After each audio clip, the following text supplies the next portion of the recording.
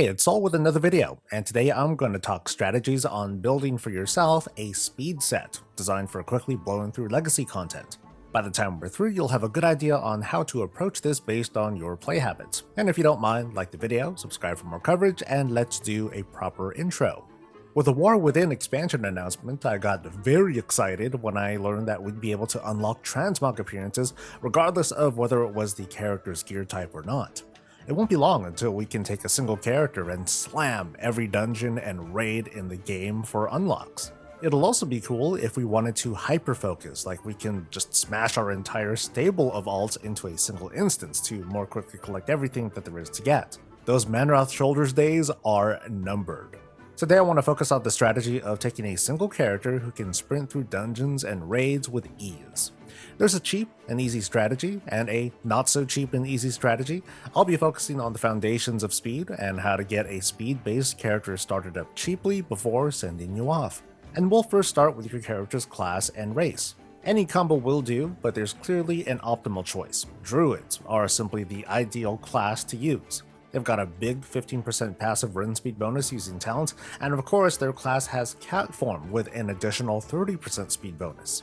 They can stealth, and they have ranged and healing abilities to handle pretty much any encounter situation. Now, I'm a weirdo. Before making this video, I happened to make a speed set for my paladin main, and I threw a ton of gold into him, but in comparison, a druid is just so much easier to get in a good place for like way cheaper. So I strongly recommend going this route in your first venture into speedrunning. Next step will be your race. Now, race isn't a deal breaker, but if you're trying to make a new character, race is going to be worth considering.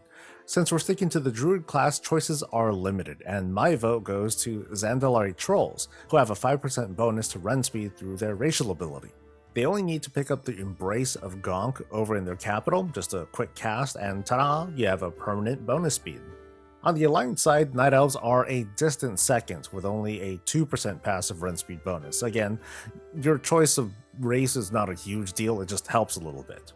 Let's move on to gear. Starting off, setting up a speed set is very affordable, but costs can balloon up real fast, so let's take things one step at a time. First, you want to have some good shoes. There's a really good enchant that gives a whopping 10% bonus to your run speed. The problem is it can only be put onto boots with an item level no higher than 50. Now, the enchant itself is really cheap, so I suggest just getting any pair of boots that qualify. The difference between usable and optimal is very tiny, and we're just starting off, so this shouldn't set you back more than like 100 some gold. Next step is to have a Heart of Azeroth. Yeah, the neck itself isn't going to be very useful, but with the Heart of Azeroth come Azerite traits from gear and essences that are available when you're wearing the neck. And if you don't have one yet, you'll need your character to be at least level 50, they really should be. When you take that character to Borealis or Zandalar, they'll automatically pick up a questline that'll lead them to obtaining their Heart of Azeroth. For you veteran players, there's one Azerite essence to consider working towards so you can get an additional 5% bonus, but if you don't have a rank 3 Ripple in Space essence, consider that to be kind of a stretch goal for your speed set.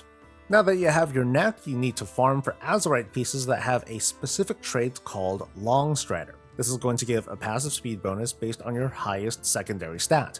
Later on, you can try to optimize your speed by stacking your best secondary, but for now you're already going to get a huge bonus, anywhere between 30 to 40% run speed.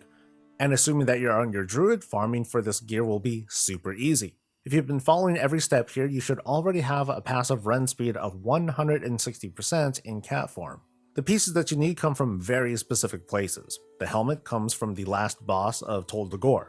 The shoulders come from the last boss in Freehold, and the chest comes from the last boss of either Motherlode or King's Rest. It's your choice. I happen to choose Motherlode. And the best version of these items come from the normal versions of these dungeons, meaning you can just rerun them over and over until you're done. By comparison, plate wearers who want shoulders, they need to hope for a drop from Mechatorque, and you can only do that once a week. The last kind of easy thing to get for yourself is a fully upgraded Onyx Amulet. Now I'm going to leave a link to a full guide on how to access that and how it works. I'm going to skip ahead, but you're going to want to create a ring with these two stones in them, the Wind Sculpted Stone and the Harmonic Music Stone. These will passively give some additional run speed while moving and when first entering combat. With this setup, your druid should have a run speed of a little bit over 200% now. That's like epic ground riding.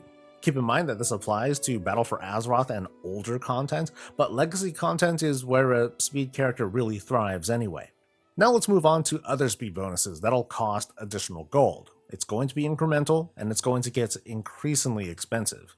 Let's start small though. First, let's enchant our Azerite chest with Accelerated Agility. This is a Dragonflight enchant and readily available on the auction house.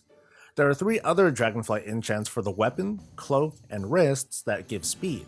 You can throw those on now, or you can hold off in case you want to optimize your gear.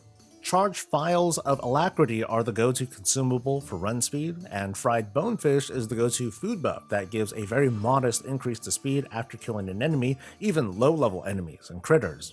What I've talked about so far in this guide has been the easy stuff. You can get this set together in just a few short hours and spend, like 5,000 gold or something maybe? In fact, this is a great stopping point that'll have you blasting large raids like Ulduar or Siege of Orgrimmar, not to mention longer dungeons like Blackrock Depths, Mega Dungeons, and others. But if you want to squeeze out another 30, maybe 40% more speed, especially if you've decided to farm with a non-druid class, you're going to want to farm for speed-focused pieces in the other slots that you haven't used yet, so the cloak, the wrist, the weapon, gloves, belt, legs, feet, 1 ring, and then both trinket slots. And here's the criteria. You want the highest item level you can get. You want the speed tertiary stat included, and you want to focus on a specific secondary stat, because the higher the stat, the bigger bonus that you get from the Long Strider Azerite trait, which pulls from your highest secondary and then turns that into speed up to a cap. Farming up all the pieces will be time consuming, expensive, but likely both. I think I spent a bit over 100,000 gold to buy this sort of gear for my paladin. I did not optimize for secondaries, I just got whatever had the speed stat on it. So here's me on my Blood Elf paladin, missing Azerite shoulders, and I'm at a little under 200% run speed without other buffs. Now imagine if I happened to be a Zandalari druid and did have that extra, 50% bonus. There's one more bit of information to remember. Your best speed set is going to change on a pretty regular basis. This video happens to be made during Season 3 of Dragonflight with Season 3 item levels. With every new season comes a period where you'll consider replacing pieces to squeeze out a little bit of extra speed. With every expansion, if you decide to level, that rating will mean less and less. Long-term maintenance of your speed set can again be time-consuming and expensive. That's why I mostly suggest progressing your set in a certain order, making good foundational decisions on your race and your class, starting with what's cheap and then maintaining your set as we move from patch to patch, expansion to expansion. On an occasional basis, just keep your eyes open for gear to use on your speed character, or maybe you can find this stuff to sell because these pieces are plenty valuable. This is supposed to be a quick guide, but a more full readout can be found over on Wowhead, with additional resources and tips, especially if you decide to not go the druid route. And by the time Transmog unlocks are unleashed, you'll have a character up and ready to blast through dungeons and raids, but more importantly, you'll have the knowledge to handle changes as they come. That's the guide, and I hope it helped. Please like the video, subscribe for more coverage, catch me live, and I'll catch you later. Stay safe, stay healthy, and stay breezy.